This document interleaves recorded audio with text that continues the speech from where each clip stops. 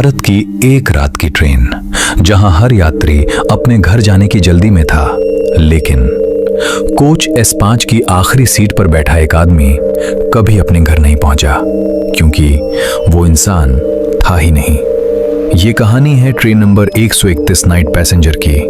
रात के करीब 11 बजे ट्रेन प्लेटफॉर्म से धीरे धीरे रवाना हुई। सभी यात्री अपनी सीट पर बैठ चुके थे, लेकिन कोच S5 की आखिरी सीट खाली थी। कुछ देर बाद एक काले कपड़ों में आदमी चुपचाप आकर वहां बैठ गया। किसी ने उसे चढ़ते हुए नहीं देखा।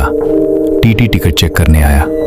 जब वो उस आदमी के पास पहुंचा तो उसने पूछा, टिकट दिखाइए। आदमी ने धीरे से सिर उठाया।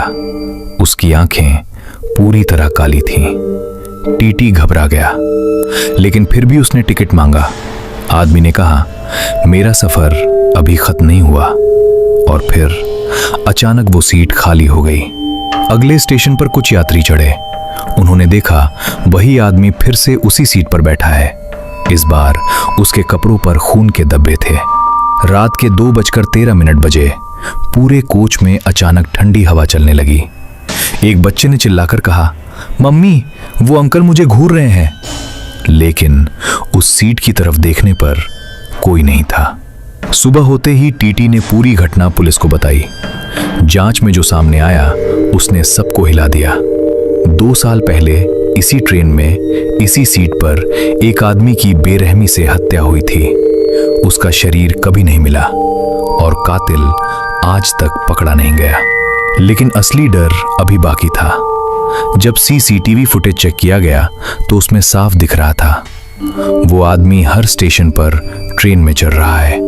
लेकिन एक अजीब बात थी, उसकी परछाई कहीं भी नहीं थी। और आखिरी फुटेज में वो सीधे कैमरे की तरफ देखकर मुस्कुराता है और कहता है, अब अगली सीट तुम्हारी है।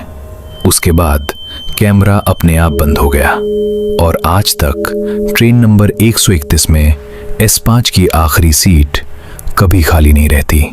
अगर आप कभी इस ट्रेन में सफर करें तो आखिरी सीट से दूर बैठना, क्योंकि कुछ सफर कभी खत्म नहीं होते।